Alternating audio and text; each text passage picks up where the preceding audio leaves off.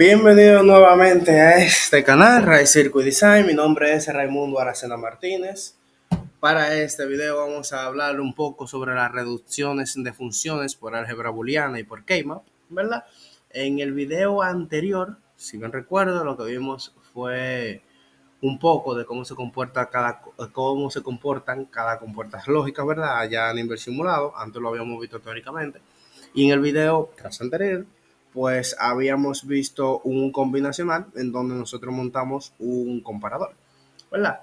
Puede ser que haya sido un poco acelerado, pero todo esto lo hice con la finalidad de poder hablar de esto directamente, ¿verdad?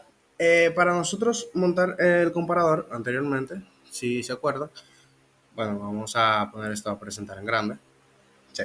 Para nosotros montar el comparador, anteriormente nosotros habíamos hecho como unas pequeñas funciones. Nosotros decíamos, ejemplo, para la igualdad, encienden el 00, encienden el 11. Entonces, por trabajarlo en mi término, se hace suma de productos, etcétera, etcétera, etcétera. ¿Pa? Y al terminar nuestras funciones, vamos al simulador, ponemos las compuertas que entendemos y vemos necesarias y montamos. Ahora, estas funciones tienen métodos para realizarse y también tienen métodos para reducirse, porque hay ocasiones en donde las funciones pueden ser sumamente largas y no sería rentable montarlas completas. Sí se pueden ahorrar algunos pines, por así decirlo. Uno de estos métodos es el método del álgebra booleana. Básicamente la álgebra booleana, tanto en matemática como en electrónica digital e informática, también llamada como álgebra de Boole, es una estructura algebraica, obviamente, que esquematiza operaciones lógicas. Eso es importante.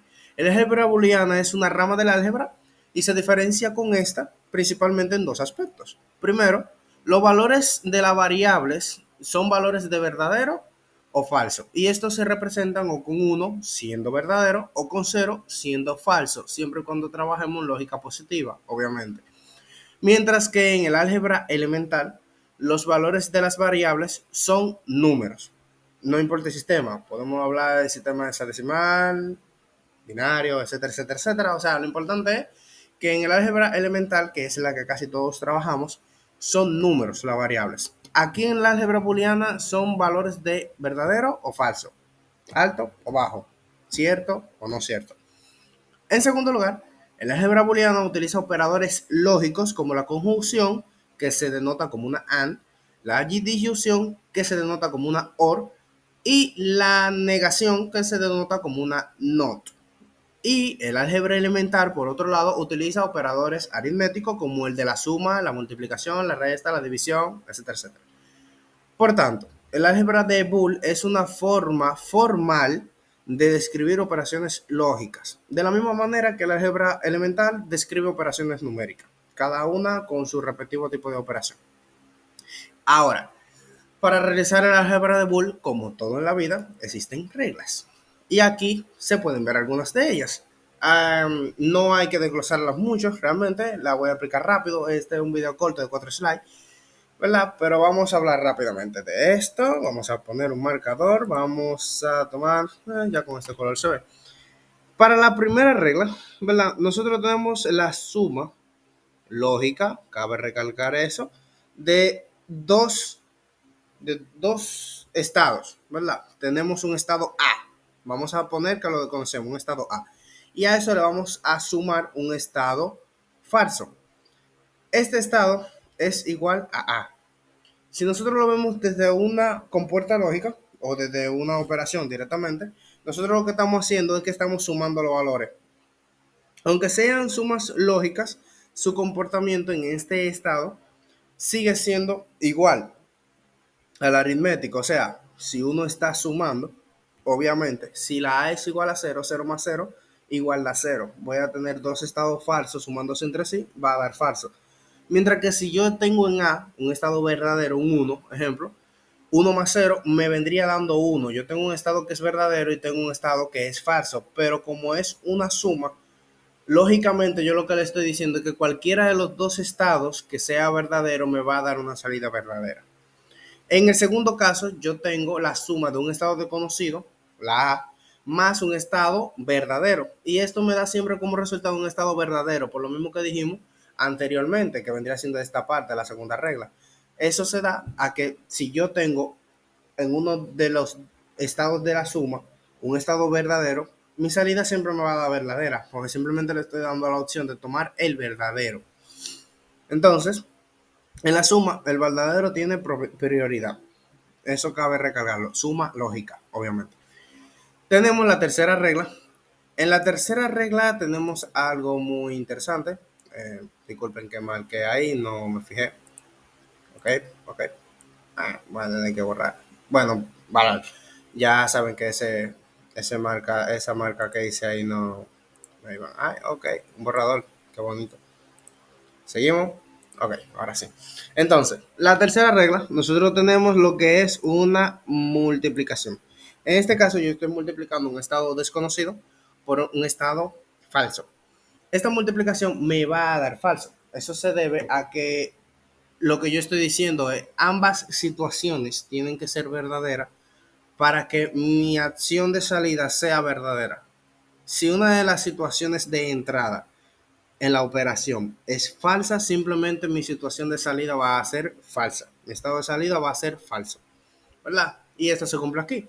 Tenga yo un 1 o tenga un 0 en el estado desconocido, si lo multiplico por un estado falso, es igual a un estado falso de salida. En el caso de la regla 4, pasa al revés. Yo estoy multiplicando un estado desconocido por 1. En la regla 2, nosotros lo sumábamos a 1, ¿verdad? Y siempre daba 1. Es porque yo, en la suma, el verdadero siempre tiene prioridad. Sin embargo, en la multiplicación, el falso siempre tiene prioridad. Si yo estoy multiplicando por falso, da falso. En el caso de yo estar multiplicando un estado desconocido por 1, da el estado desconocido porque si yo tengo un 1 en el estado desconocido multiplicado por 1 va a dar 1, perfecto. Pero si yo tengo un 0 en el estado desconocido multiplicado por 1, me va a dar 0. El falso tiene prioridad. Ahora, tenemos la regla número 5. En esta regla número 5 se representa una suma lógica entre dos datos desconocidos pero que son iguales. O sea, estamos hablando de A más A. Si yo sumo a ella misma, al final me va a dar su mismo valor. Recuerden que estamos en una suma lógica, no estamos en una suma aritmética. No vamos a decir que si tenemos 1 más 1 nos va a dar 2, sino que si es verdadero y es verdadero, igual no va a dar verdadero. Esa es la forma de expresarlo aquí. Tenemos la regla número 6, que aquí cambia un poco, si se fijan. Nosotros tenemos arriba, en la segunda parte, una rayita que representa la negación. Entonces lo que tenemos es A más A negada. Eso da como resultado verdadero. ¿Cuál es la lógica? Si yo enciendo, vamos a ponerlo desde el punto de un circuito. Si yo tengo en la entrada de mi circuito un sumador, la salida va a ser verdadera siempre que una de las dos sea verdadera. Recuerden que el estado verdadero en la suma tiene prioridad. Siempre habrá uno de los dos que sea verdadero. Si A es falso, su negación es verdadera. Si A es verdadera, su negación es falsa. O sea, siempre hay uno de los dos que es verdadero y por eso la salida al final termina siendo verdadera. La otra forma de verlo es que si en un circuito yo tengo A más A negada, en cualquiera de los dos estados que yo me esté, sea apagado o sea encendido, como quiera voy a tener un 1 en la salida. Tenemos ahora operaciones de multiplicación, la séptima regla, en donde decimos que A por A es igual a A. Esta situación se da a que multiplicar un estado desconocido por sí mismo simplemente va a dar el mismo estado desconocido. Si estoy falso y multiplico por falso, me va a dar falso. Si estoy verdadero y multiplico por verdadero, obvio me va a dar verdadero también. En el caso de la regla número 8 es diferente. Recuerden que en la multiplicación el estado falso tiene prioridad. Por ende, si yo multiplico un dato por su negación, siempre habrá uno de los dos que sea falso y la salida me va a dar falsa. Esa es la realidad. Entonces, siguiente estado vendría siendo la regla número 9. Siguiente estado, no, disculpen, la siguiente regla sería la regla número 9, en donde yo represento la negación de un estado negado. ¿Cómo así? Si yo tengo un estado verdadero y lo niego, como resultado sale un falso. Si ese resultado yo lo vuelvo a negar, me vuelve a salir el verdadero que yo tenía al inicio. Entonces, podemos concluir que un estado negado dos veces es igual al mismo estado sin negación. Por eso, A negado dos veces es igual a A. Tenemos entonces la décima regla, en donde nosotros vemos que tenemos una suma y una multiplicación, ambas son lógicas. Tenemos una parte de multiplicación aquí, en donde tenemos AB, ¿verdad? Y tenemos una suma aquí entre A más el resultado de A por B. Eso como resultado, si ustedes fijan, se da A. Entonces, ¿qué pasa con la B? Vamos a hacer algo por la humanidad y vamos a entrar al Papá Excel y vamos a explicarles algo. Déjame poner esto por acá y vamos a hacer esto. Tenemos A más AB. Eso es lo que teníamos allí. Vamos a poner en mayúscula para que se vea bonito. Ya, esto es cuestión de costumbre, ¿verdad? Imagínense que yo tengo un 1 en A, ¿verdad? Cuando yo sumo, tengo un 1 en A, ¿verdad? O sea, el mismo estado. Y tengo un 0 en B. La realidad está en que esta A de aquí, recuerden que en la suma, el verdadero siempre tiene prioridad, ¿verdad? Siempre lo tiene. Este uno de aquí hace que mi salida sea verdadera directamente, ¿verdad? Y en casos de que B sea 1, la única condición que yo tengo para que B siendo 1 tenga como salido a 1 es la misma A. O sea, indiscutiblemente A tiene que ser 1 para que mi salida sea 1. Así que en resumida cuenta, la B solamente está escrita ahí. La A es la única condición imprescindible en el sistema. Por ende, en esta suma, nosotros tenemos que A sumado con A vendría dando igual, perdón, A sumado con A por B vendría dando igual a A. En el caso de esta otra operación, de esta otra regla, la regla número 11, pasa algo diferente, porque aquí yo tengo A más A negada por B. Entonces, vamos aquí otra vez, pero ahora vamos a escribir aquí A negada. ¿Qué pasa? Si yo tengo A igual a 1, significa que la A negada va a ser 0. Y ahora vamos a suponer que yo tengo la B en 0. Primera condición, en la suma, el estado verdadero tiene prioridad. Así que como yo tengo una parte de la suma en positivo, en verdadero, mi salida va a ser verdadera, va a ser A. Sin embargo, suponiendo que A ahora se encuentra en 0, yo voy a tener aquí en mi estado negado un 1. Sin embargo, ese 1 está multiplicando con otro dato. Y ese otro dato es el determinante, en este caso, para que sea un 1 en la salida, para que la salida sea verdadera. Así que obligatoriamente, si A está en 0, para encender en la salida B debe de estar en 1.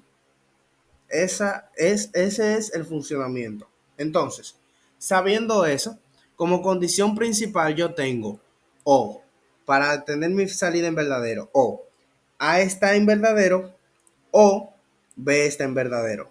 Cualquiera de los dos casos que esté, la salida será verdadero. Por ende, se puede expresar que A más A negada por B es igual a A más B. Por último, nosotros tenemos esta última, la regla número 12. Se ve muy coqueta.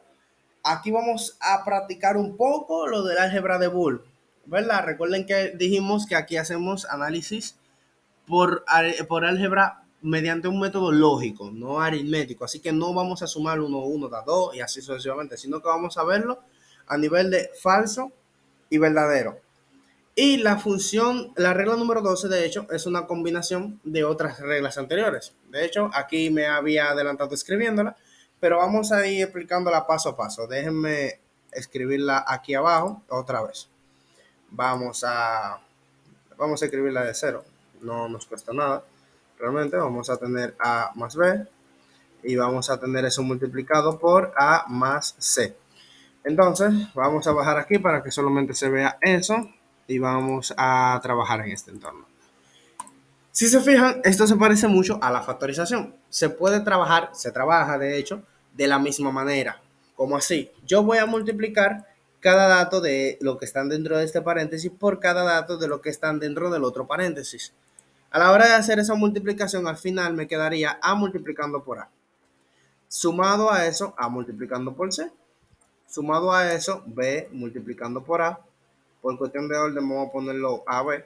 Ya eso es por cuestión de que se vea bien. Y a eso entonces nos quedaría B multiplicando por C, ¿verdad? Esos vendrían siendo los cuatro resultados de esa multiplicación entre los dos paréntesis, ¿verdad? Entre las variables de los dos paréntesis. Ahora, aquí nosotros vemos algo que habíamos visto dentro de las reglas. Ejemplo, en esta primera parte nosotros vemos a A multiplicando por A. Aquí nosotros tenemos la regla número 7, que si a yo lo multiplico por A, como resultado me da A. Entonces, tengo la A como resultado. Sigo sumando. En esta parte yo tengo AC, también tengo AB y también tengo BC. Si se fijan, estos datos aquí, los tres primeros, comparten la variable A. Así que yo puedo factorizar para A. Pongo la A y entre paréntesis escribo, para tener A multiplico por 1. A eso le sumo, para tener AC multiplico por C. Le sumo y para tener AB multiplico por B. Así que cierro paréntesis y a eso entonces le sumo al final BC, que no tiene compatibilidad con lo anteriormente analizado. Al final yo tengo esta pequeña suma aquí, vamos a ponerla de otro color y en negrito, porque esto es importante. Recuerden que en la suma lógica el estado verdadero tiene prioridad. Así que todo esto que nosotros tenemos aquí está sumándose con un 1. Al final sería lo mismo que si yo tomo esto y digo, vamos a copiar aquí, vamos a pegar aquí, y digo que al final aquí adentro yo tengo un 1. Entonces tengo A por 1 más B por C. Ahora, volvemos aquí a las reglas. Me moví, ok. Volvemos aquí a las reglas. Nosotros tenemos otra regla, la regla número 4, que nos dice que el estado A, desconocido, anyway, multiplicado por un estado verdadero, que sería un 1, vendría dando igual a A. Entonces, si yo estoy aquí y yo veo que aquí adelante, aquí delante, estoy multiplicando a por un estado verdadero, simplemente esto me daría como resultado, vamos a ponerlo aquí, esto me daría como resultado la variable A. Y al final yo tengo que la multiplicación de A más B por A más C, o sea, esos son los paréntesis, los que están aquí arriba, daría como resultado A más BC. Y aquí entonces lo pueden ver expresado como la regla número 12. Estas reglas realmente nos sirven mucho para simplificarnos la vida. Simplemente venimos aquí, lo miramos, pero a nivel de lógica también podemos sacarla aquí como vemos en las ecuaciones. Son fáciles de sacar, ustedes tienen las capacidades, ya han visto muchos videos, me imagino, ¿verdad? Así que perfecto, esto es mediante álgebra de Boole. Si se fijan, el método para la álgebra de Boole es de un método por escalera, o sea, vamos paso a paso despejando y eliminando variables una a través de la otra. Primero despejamos esta factorización, después factorizamos solamente para A, eliminamos las variables que se podrían eliminar, no eliminarlas, sino reducirlas, disculpen el término anterior, y posteriormente culminamos teniendo una ecuación mucho más corta realmente. Entonces, ahora cabe decir que el álgebra de Boole no es el único método de reducción que tenemos. También tenemos el K-map o mapa de Carnot. Ahora, ¿qué es un K-map? El mapa de Carnot, también conocido como tabla de Carnot o diagrama de Bayes, abreviado como mapa K o mapa KB, es un diagrama utilizado para simplificar funciones algebraicas booleanas. Sorpresa, apareció un ser vivo que dijo, el álgebra de Boole está muy complicada, déjame sentarme, y desarrolló un mapa de Carnot. El mapa de Carnot reduce la necesidad de hacer cálculos extensos para la simplificación de expresiones booleanas. Créanme, esta que nosotros vemos aquí, que analizamos, simplemente es una ecuación pequeña. Pero, ejemplo, vamos a enseñarle algo. Aquí mismo en la presentación, nosotros tenemos esta pequeña función aquí abajo. Fíjense lo larga que es. Y dicha función es necesario resolverla, porque montar eso en un circuito sería sumamente largo y tedioso. Ahora, se creó ese método, ¿verdad? Aprovechando la capacidad del cerebro humano para reconocimiento de patrones y otras formas de expresión analítica, permitiendo así identificar y eliminar condiciones muy inmensas, ¿verdad? Aquí vamos a leer un poco más. El mapa de Carnot consiste en una representación bidimensional, ojo, de una tabla de verdad de la función a simplificar. Nosotros no estamos editando los valores de salida de nuestro circuito, de nuestro sistema o de lo que sea que tengamos, ni tampoco estamos editando el valor de entrada. Nosotros estamos reorganizándolo, puesto que en la tabla de verdad de una función de n variable posee 2 a la n filas, el mapa de Carnot correspondiente debe poseer también 2 a la n cuadros. Aquí se trabaja con base 2 a la n, ¿verdad? ¿Ok? Okay. Las variables de la expresión son ordenadas en función de su peso y siguiendo el código Gray. De manera que solo una de las variables varía entre celdas adyacentes. Si se fijan aquí en el lateral, nosotros tenemos un pequeño ejemplito. Vamos a coger otra vez la pluma, vamos a rayar un poco. Vamos a coger un color, yo que sé. Vamos a coger un azul, ¿se ve bien? Sí, el azul se ve bien. ¿Verdad? Nosotros tenemos aquí inicialmente 00. Próximamente tenemos 01. Si se fijan, el único estado que cambió fue el estado de B. Arriba tenemos que tenemos organizado como A, B. Se ven los colores incluso. Muy bien por eso. ¿Verdad? El único estado que varió fue B. Sin embargo, el siguiente estado es 1-1. No es 1-0. ¿Por qué? Recuerden que nosotros estamos variando de a un solo bit a la vez. Si escribimos 1-0, estaríamos variando A de 0 a 1 y estaríamos variando B de 1 a 0. Así que se escribe 1-1 y posteriormente a esto 1-0. Básicamente, en el momento de organizar, el mapa de Carnot se organiza con el código Gray, de manera que solo una de las variables varíe entre celdas adyacentes, ¿verdad? La transferencia de los términos de la tabla de verdad al mapa de Carnot se realiza de forma directa, albergando un 0 o un 1. O sea, directamente, si yo en la tabla de verdad tengo un 1 en la posición 0011, en donde 00 es AB y 11 es CD, yo voy exactamente a esa posición dentro de mi mapa de Carnot, como si fuera un plano cartesiano, y ahí entonces pongo mi 1, ¿verdad? Así funciona.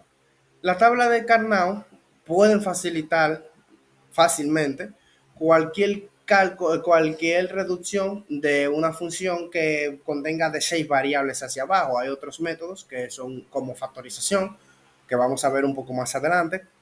Por si quieren ir investigando, hay uno de ellos llamado diagrama de Venn, pero en fin, lo vamos a ver un poco después.